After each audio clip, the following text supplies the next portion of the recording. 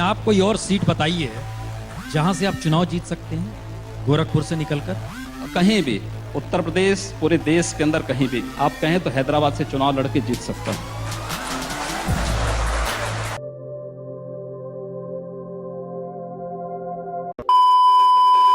कि यह देश पहले वह माया बाजार था, औरंगजेब के समय मियां बाजार हो गया। हमने कहा नहीं, इसको फिर से माया बाजार करो। इस्लामपुर नहीं था, पहले ईश्वरपुर था, इस्लामपुर जबरन कर दिया गया। हमने कहा फिर से ईश्वरपुर करो। तो ये जो हनुमानपुर था उसको हुमायूंपुर किया गया, फिर से हनुमानपुर किया गया। बहुत अच्छा, कोई बुरा नहीं किया। अगर तो किसी विदेशी आक्रांता के द्वारा किसी विदेशी आक्रांता के द्वारा किसी कालखंड में कुछ ऐसा कार्य किया गया है, उसको बदला जाना चाहिए।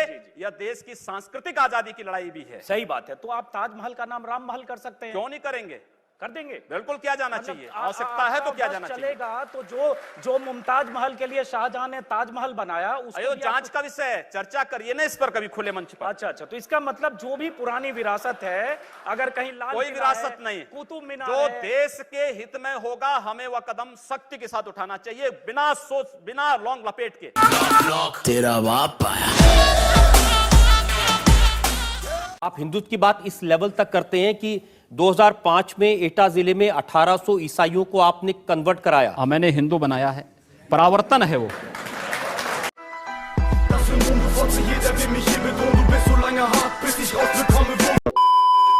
कहते हैं कि आतंकवाद की कोई जाति नहीं होती, और राम जन्मभूमि पर हमला करने वाले आतंकवादी जब वहां सुरक्षा बलों के हाथों मारे जाते हैं तो उनके लिए फतिया पढ़ा जाता है।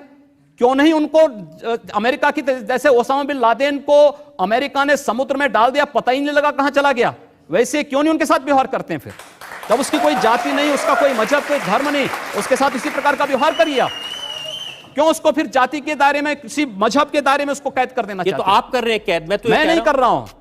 ये वे लोग कर रहे हैं जो उनको उस प्रकार का वो देने के लिए उतावले दिखाई देते हैं। और इसलिए मैं कह रहा हूं, अगर जाति नहीं, मजहब नहीं, समाप्त करिए। आतंकवाद की कोई जाति नहीं, कोई मजहब नहीं, आप उसके साथ उसी प्रकार का व्यवहार करिए। आप आतंकवादी है, मिट्टी तेल छिड़क करके आग लगा दीजिए, फेंक दीजिए उसको, जिससे पता ही ना लगे।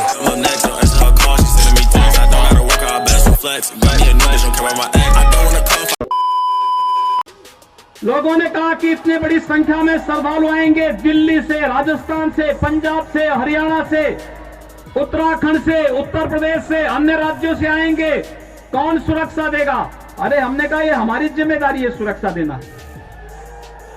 लोगों ने कहा कि लोग हमला करेंगे, तो हमने एक बात कही, भाइयों बहनों, मैंने बात साफ कही। मैंने कहा देखो भाई, भगवान शिव की भक्तों की यात्रा है, कोई व्यवधान डालना चाहता है तो उसको तय करना है। अगर वो व्यवधान डालेगा हम उसको गोली से समझाएंगे, व्यवधान डाल करके दंगा कराएगा तो गोली उसको समझा देगी।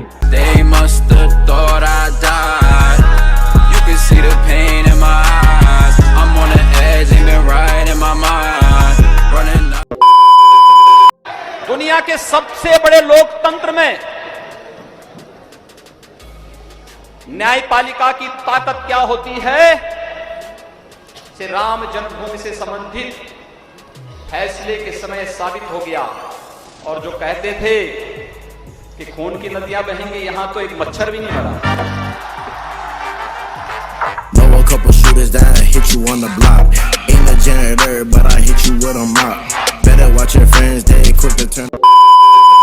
यहां पर इलीगल स्लॉटरिंग होती थी।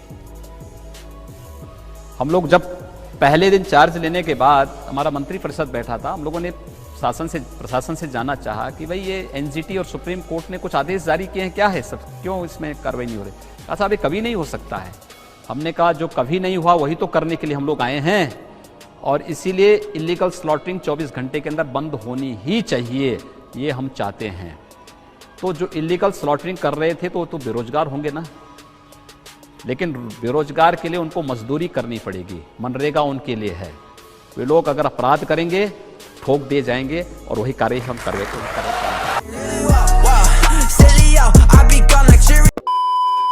याद दिलाना चाहूंगा, इस देश के अंदर सेकुलरिज्म के नाम पर राजनीति करने वाले उन सभी दलों को 1994 में कांग्रेस नेतृत्व की ही सरकार ने सुप्रीम कोर्ट में एक शपथ पत्र दिया था और ये कहा था कि अगर तय हो जाएगा कि अयोध्या में विवादित जो ढांचा था वह ढांचा किसी हिंदू मंदिर या स्मारक को तोड़ करके बनाया गया है तो हिंदू भावनाओं के अनुरूप कार्य होगा। आखिर यह साबित हो चुका है। अयोध्या में 30 सितंबर 2010 को इलाहाबाद उच्च न्यायालय की लखनऊ खंडपीठ की पूर्ण पीठ ने जो फैसला दिया है उसमें तीनों जजेस ने एक स्वर से कहा है कि विवादित भूमि ही राम जन्मभूमि है और जब विवादित भूमि राम जन्मभूमि है तो फिर उसके लिए कानून बनाने की मांग इस देश का संत समाज कर रहा है, कोई पाप नहीं कर रहा है। हम अपने हक को मांग रहे हैं और हम यही मांग कर रहे हैं कि अयोध्या में राम जन्मभूमि पर भव्य मंदिर का निर्माण होना चाहिए, कानून इस सरकार को लाना चाहिए, क्योंकि सुप्रीम कोर्ट में शपथ पत्र कांग्रेस नेतृत्व की सरकार ने उस समय दाखिल किया था और उसी क्रम में हम मांग कर रहे हैं। और संतों को उनके हकों से वंचित किया जा रहा है, उनके धार्मिक यात्रा को प्रतिबंधित किया जा रहा है, उन्हें अपमानित किया जा रहा है। और किस समाजवाद की बात मुलायम सिंह जी कर रहे हैं, किस संविधान की बात कर रहे हैं? ये समाजवाद है। स्वयं राष्ट्रीय अध्यक्ष हैं, इनके 2 भाई महासचिव हैं, इनका पुत्र प्रदेश अध्यक्ष है। कौन से समाजवाद की बात करते हैं? परिवारवाद की बात करते हैं, बेवकूफ बना रहे हैं।